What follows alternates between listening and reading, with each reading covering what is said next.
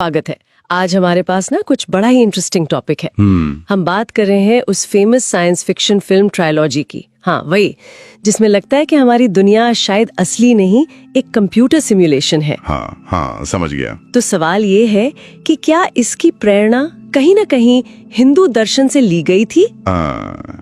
ये सवाल तो काफी उठता है। हाँ, तो हमारे पास जो सोर्सेज हैं वो इसी आइडिया को खंगालते हैं कि कैसे फिल्म की कहानी जिसमें रियलिटी पर ही सवाल है, वो पुरानी भारतीय फिलोसॉफिकल सोच से मिलती जुलती है। बिल्कुल। तो हमारा मिशन यही कि इन पॉसिबल कनेक्शंस और थीम्स को थोड़ा गहराई से समझें। हाँ, और ये तुलना वाकई दिलचस्प है, क्योंकि फिल्म का जो मूल विचार है ना, कि जिसे हम सच मान रहे हैं, वो शायद एक बहुत बड़ा भ्रम हो। वो हिंदू दर्शन के कुछ विचारों से, खासकर माया की अवधारणा से काफी मिलता है। माया, बिल्कुल। तो चलिए इसी कनेक्शन से शुरू करते हैं।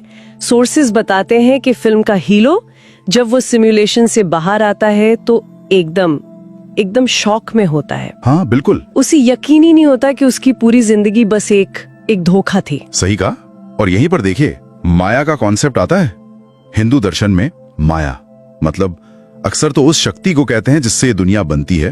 अच्छा। पर कुछ कॉन्टेक्स्ट में ये दुनिया की जो भ्रामक प्रकृति है उसको भी दिखाती हैं। मतलब ये वो पर्दा है जो असली परम सत्य, जिसे ब्रह्म कहते हैं, अच्छा, उसे छुपा लेता है। अच्छा, तो एक तरह का इल्यूजन। हाँ, इल्यूजन।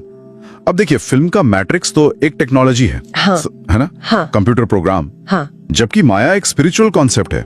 लेकिन दोनों में एक बात कॉमन है, एक दिखाई देने वाली सच्चाई जो एक गहरे सच को छुपाए हुए है। ये इंटरेस्टिंग है। तो सिर्फ भ्रम नहीं, बल्कि वो छुपा हुआ सच भी उतना ही जरूरी है। बिल्कुल, बिल्कुल, वो परम सत्य। और सोर्सेज सिर्फ माया तक ही नहीं रुकते, है ना? आपने कहा उपनिषदों का भी जिक्र है। हाँ, बिल्कुल। खासतौर पे मांडू की उपनिषद। या ये उपनिषद चेतना की 4 अवस्थाओं को एनालाइज करता है। 4 अवस्थाएं कौन सी? पहली है जागृत अवस्था, मतलब वेकिंग स्टेट, जिसे वैश्वानर कहते हैं। दूसरी स्वप्न अवस्था, यानी ड्रीमिंग स्टेट, तेजस। तीसरी गहरी नींद, सुषुप्ति, जिसे प्राज्ञ कहते हैं। ओके। और एक चौथी अवस्था है तुरिया। ये है शुद्ध चेतना, आत्मा का असली स्वरूप। तुरिया। हाँ, तो फिल्म में तो किरदार एक नकली जागृत दुनिया और बाहर की असली दुनिया के बीच घूमते हैं। लेकिन उपनिषद चेतना को और भी बारीकी से देखते हैं।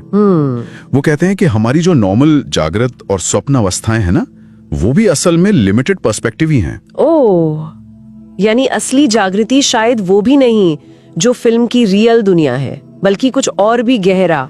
एग्जैक्टली। ये एक पॉसिबल इंटरप्रिटेशन है जो स्रोत सुझाते हैं। वाह। और फिर वो संस्कृत मंत्र वाली बात, वो तो सोर्सेज में बिल्कुल साफ तौर पे मेंशन्ड है ना? हाँ, जो आखिरी फिल्म के एंड में आता है। आपने बिल्कुल सही पॉइंट पकड़ा। असतोमा सद्गमय, तमसोमा ज्योतिर्गमय, मृत्योर्मा अमृतम गमय। हाँ, इसका मतलब क्या है? ये बृहदारण्यक उपनिषद से है। इसका मतलब है, मुझे असत्य से सत्य की ओर ले चलो, अंधकार से प्रकाश की ओर ले चलो, मृत्यु से अमरता की ओर ले चलो।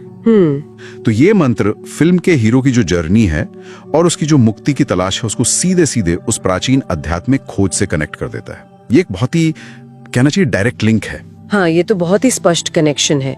अच्छा, सोर्सेस कुछ और मिलती जुलती चीजों का भी जिक्र करते हैं, जैसे धर्म, कर्म और वो गुरु वाली भूमिका। हाँ, वो भी है। सोर्सेस इशारा करते हैं कि फिल्म में धर्म यानी अपना सही रास्ता या कर्तव्य, कर्म यानी कॉज एंड इफेक्ट का नियम, जैसा करोगे वैसा भरोगे।